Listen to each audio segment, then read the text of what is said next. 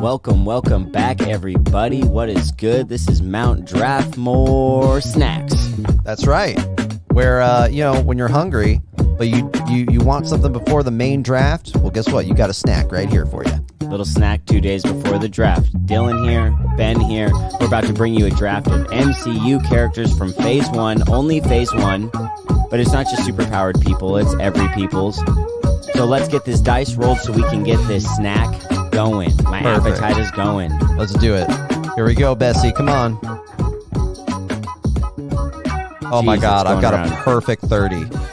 It was like really tense. The die was rolling really slowly, and it went over all the numbers you don't want, and then it landed on Australian toilet bowl. That's what we're gonna call what Dylan got there. There's no way I'm getting number 30. 3.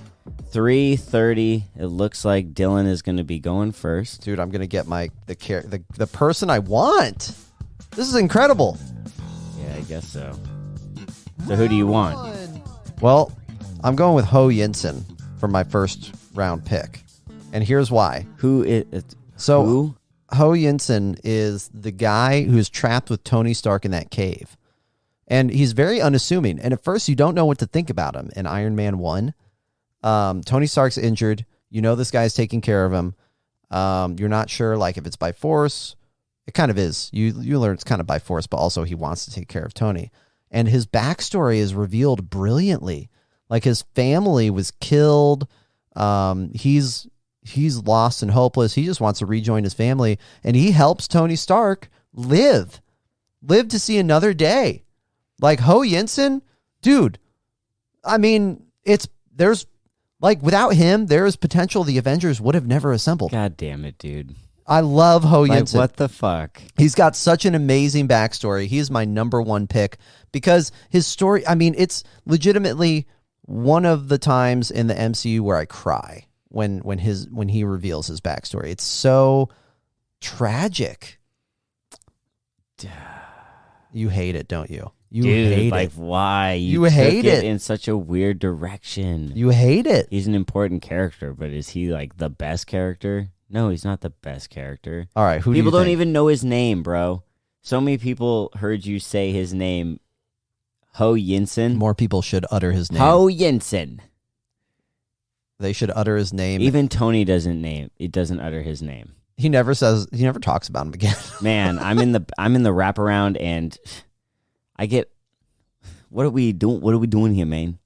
What are we doing? What are we doing? Iron Man. Taking Iron Man. The movie's called Iron Man. It's about Tony. It's about Iron Man. Okay. Best character in the MCU. His story is the whole story of the MCU. What's the MCU been without him since Endgame? Not as good. A shell of itself, minus the new Spider-Man. That was pretty dope. That was cool. Yeah. But you're right. I'm not as interested because there's not a uniting figure that every time he comes on the screen, you're like, ooh, I love that guy. Except for, I don't know. I don't want to diss everyone. Everyone's great individually, but there's no uniting figure. Yeah. Like Tony Stark. He's so charismatic. So big. He's the only, in his character, he gets 2 movies in the first phase before Avengers. Yeah. No other character gets that. I just feel like that highlights the importance of this character. Ho Yinsen, he has a great act of kindness. But best character, dude, you passed on Iron Man in the first pick. I did. That was a colossal fail. I did. Well, yeah, I don't know what to say, man. Colossal. I've got my own feelings. I know you do. It's all good. Round 2. So now first round 2. I win round 1, hands down. That was just what? Well, save it for the duel, bro. I know. You're right. But see, I'm torn here. What are you going to do? I feel like I need to pick my favorite Avenger outside of Spider-Man. Spider-Man's my favorite, but got to go with Captain America. Now I got the 2 characters who represent both sides of the coin moving forward. Yeah. Their conflict starts in phase 1. That's true. It doesn't resolve until 3. Think of the resentment that Tony already has for Cap in Avengers. Yeah, and the fact that Tony's dad loved Cap. Yeah. And Tony holds that resentment in his heart deeply. It festers. Exactly. And Cap is just doing Cap. Yeah. He's just like, dang, man, I liked your dad. Yeah. He was cool. Yeah. Kind of self-righteous asshole sometimes. Yeah, but, he was Howard. Yeah. Well, I was thinking of Cap. Cap was a self-righteous. Oh, yeah, Cap was too. Yeah. He didn't try to be. He just was. He's that guy. Yeah, he was the type of guy that's just going to get punched in the face in the alley and wipe his chin and go about his business. Yep, I took a beating. He'll turn the other cheek. Yep, literally.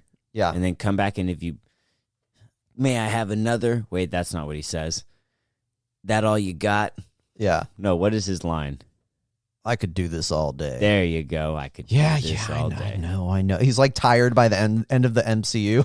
I'm tired. He's tired of himself. Yeah. He's like, I am a self-righteous asshole. But he does look good in those spandex. Phase 1 Cap, I will say, like, one little bullet against him, his suit. His suit in the Avengers is whack. You think so? Yeah, I don't like his suit in Avengers. I'm looking at it and I like it. In the first one? Yeah, I'm liking it. The helmet does look a little. That's what it is. It looks, you know what it is? It looks a little rubbery, like old-fashioned superhero movies used to be. Instead, now they've got like better looking suits generally in superhero films, but it looks a little rubbery. See, and the way it just looks like there's no way that can just fit on his head. I just don't like that outfit.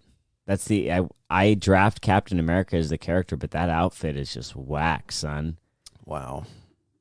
Look at him in the first Captain America movie. He looks way tougher. Well, that old-fashioned outfit is really cool. Yeah. I love the old-fashioned outfit. It's great. I think it's in the second one he goes back to the museum and steals that one, so he's wearing that again. It's just so much better. I should rewatch the Captain America movies. But I'm drafting Phase 1 Captain America, so I get that old World War II suit. I get all those suits. They're all fresh. I even get his promotional suit, the USO suit. I'm a little bit jealous. Well, you had the first pick, and you picked Ho Yinsen. I'm a little bit jealous, but I'm going to get two people that I really love. Well, you get to pick one, and then we have then Shield is sponsoring us. Yeah, it's a little suspicious, but yeah, they're sponsoring us apparently. An acronym is sponsoring us. Well, I guess we'll see what that is. Yeah, who's your second pick? I'm going with the strongest Avenger, Thor. I love Thor. Thor is fantastic, and he starts to come into his own. Really, when I saw the first Thor movie, I liked it. Looking back now, obviously the character has improved since then, but he started to come into his own, I think, in Joss Whedon's Avengers. You get some of that comic relief happening. The character's not taking himself so seriously, although it's pretty funny that he takes himself seriously. You petty mortals. I don't know. There's something so comical when they all get together and Thor's just observing everything happening, and he's just a literal god with a small g. Small g god. Small g god. Yeah, I love Thor. He's my favorite Avenger, hands down. What about him just inspires you to be like, I love Thor. He's my favorite. I think the fact that he can come in and save the day. I don't know. He's strong. He has the hammer. I think the hammer's really cool. He has a cape. I like that. And he can toss himself around with the hammer. He can control lightning and thunder to a certain extent. But was Thor your favorite in Phase 1? Yeah, definitely. When you were watching it, he was still your favorite? Yep. Because that first movie is pretty meh. The Avengers? No. Oh, okay. His first solo movie. We're picking Phase 1, so you get his solo movie. And I do, and I talked about that. I like when I first saw it, I really liked it, actually. I saw it in theaters, and I enjoyed it thoroughly. And at that point, when I saw that movie, I was convinced that the MCU was going to be a thing. I didn't really believe that going into Iron Man, and even after Iron Man. Even after Iron Man, I was like, I don't know. But once Thor came out, I was like, ooh, this is going to be good. And it's only going to get better. And then the Avengers happened, and I was like, oh, this is like great. This is so good. And Thor's he's an important part of that dynamic. I just feel like the party gets livened up with Thor. He does. Okay. Yeah. Can respect it. Second pick, halfway through this draft snack. Let's get to this ad. Shield, sketchy Shield, coming right at you. Hi there, high school students. This is a science PSA. I'm here today to talk to you about self-confidence. Have you ever found yourself on the receiving end of a wedgie? Or possibly struggling for air at the bottom of a used toilet bowl filled with excrement? Maybe you just got turned down by a prospective date for prom or homecoming. Oh, so sad. Does even your guidance counselor say they don't see a future for you? I'm here today to say I have a future for you. I have good news that will change your life forever. Forget about doing laundry and going to the gym. Throw those needless and hard-to-achieve habits out the window. Instead, I'd like to consider you volunteering for the opportunity of a lifetime. We, the hardworking scientists at SHIELD, are conducting research experiments on what we're calling the sextuple S formula, or for short, the Super Soldier Serum for super sexy studs. That's right, that's you. This serum is guaranteed to change your physique in mere seconds. With the Super Soldier Serum for super sexy studs, you'll be stronger, faster, and more dazzling to the human eye. Ooh. The Super Soldier Serum for super sexy studs will help you help yourself without lifting a finger.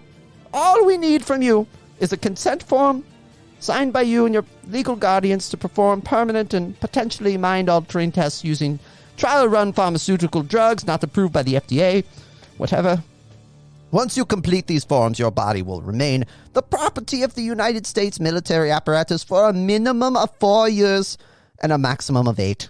The chances of extreme or grotesque physical deformity are small, only 1 in 4. Only 1 in 4. So march yourself down to your local recruitment office and sign up for the Sextuple S formula, or for short, the Super Soldier Serum for super sexy studs, and improve your self-confidence today.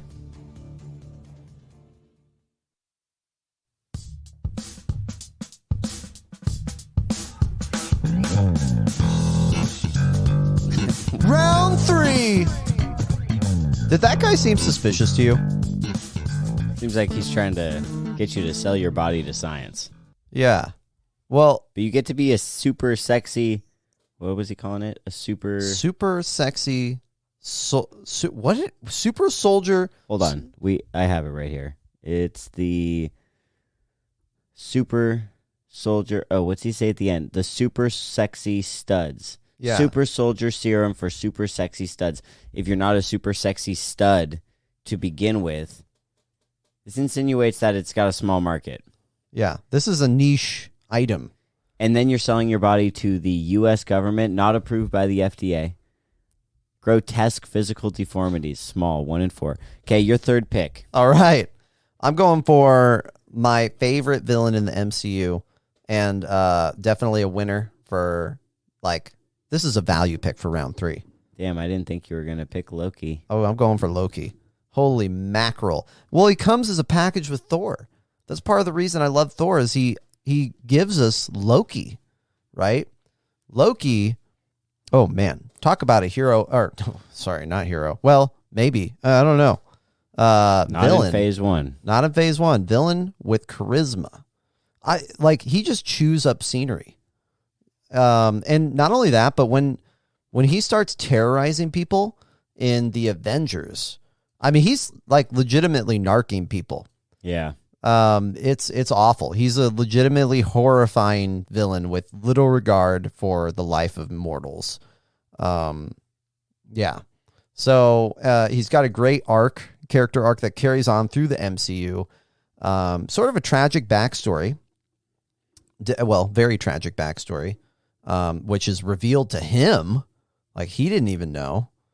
I love Loki. Plus he has kind of a cool outfit, and he can do magic tricks, which is kind of fun. That knife, he's always got a knife on him. You have to remember, he's always got a knife somewhere. I love Okay. Loki. Yeah, Loki's a pretty good pick. I didn't think you were going to pick him, so I had him already on my list. Oh! So I had to erase him. I threw you off with my Ho Yinsen pick. I threw you off. Threw me off because it was such a shitty pick. It's a great pick. It was a bad pick. You could have got it in the 4th round because I would have never picked it. But I had to put it in my symbolic. It's principle. It's a bad pick. Bad pick. You could have had Iron Man first or Captain America first. I don't You want could those have guys. finished with him. I don't want those guys. You want them. 3rd pick, I'm picking Hulk because Hulk stole the movie in that first Avengers. Because Bruce Banner changed. No more Edward Norton. That's a good change. Everyone loves Mark Ruffalo. Yes. And he was awesome in that movie. The CGI for that Hulk was way better. Yeah. They used him more comedically. Puny God. You're talking about the strongest character in the MCU. Hulk will match that, bro. He only gets stronger when he gets beat up. He does. But Thor, well, okay. Go to sleep, go to sleep, go to sleep, go to sleep, go to sleep. How about when he tosses Loki around? That's pretty good. Yeah. Oh my God. Loki ain't got shit on him. That was a very memorable moment Yeah. from Avengers. That might be the moment. The only drawback for Hulk is that first movie with Edward Norton is not, I won't call it bad because I actually enjoy Thunderbolt Ross as a villain, Yeah. but God, it is just not very good. It's not bad, but it's also not very good either. See, and I would say the same thing about Iron Man 2. I don't think it's that good. I would agree with you. The villain is, Eh. I mean, who's the villain? It's, what's his name? Justin Hammer. And then you've got the secondary villain. It's Ivan Drago. No, that Ivan Drago is from Rocky 4. It was Ivan. I've got his name here somewhere. Ivan Vanko Oh, Vanko. with his fucking bird. Yeah, not my bird. Like, I'm sorry, but he is just not a very interesting person. No, he sucks. His backstory could have been very interesting, but they divided too much time between him and Justin Hammer. I think they should have just focused on one of them, to be honest with you. It's kind of like, to a lesser degree, the Iron Man 1 problem. They've got the background villain, the secondary villain, Raza, and the great villain, Obadiah Stane, who is awesome. That is a great character. Obadiah Stane is a really good character. Anyway, Yeah, but the Hulk, I don't know, man. he's fantastic. I just feel like in that, you know what? I know they'll never do it. They need to do another Hulk movie, though, and give Mark Ruffalo some more screen time. I could see them doing it. I think they've said, like Mark Ruffalo has said, it's probably not going to happen because Never count it out, man. He's Yeah. going to be on She-Hulk. it's not the issue with him. It's the issue with Warner Brothers, right? No. whoever owns Or Universal. There's some sort of issue with rights. Someone is it Universal that owns the rights to Hulk, and like Marvel gets to use it, use him. Anyway, I know that they have complicated rights with Hulk. yes, and Mark Ruffalo has said in interviews that it would be very surprising if another Hulk movie, like a solo Hulk movie, happened. I guess you're right.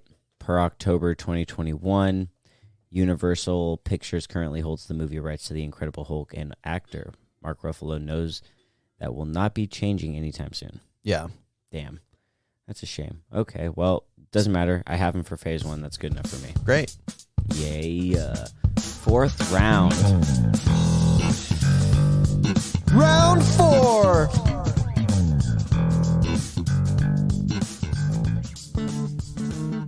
Consider this a first because it is a first in this draft. I'm going to take a character from a post-credit scene. Oh.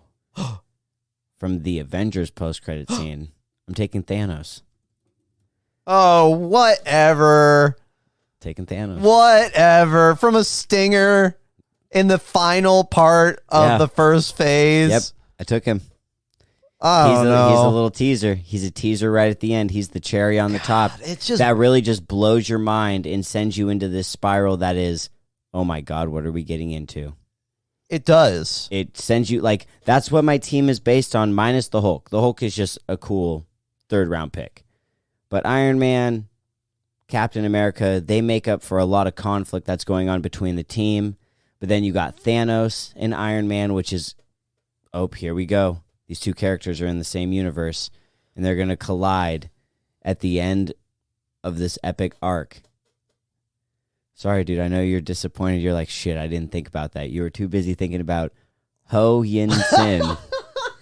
But my speechlessness is not because I wanted Thanos. In you fact, didn't think of him. No, it's not even about. Yes, I didn't think of him, but I wouldn't have wanted him if I did.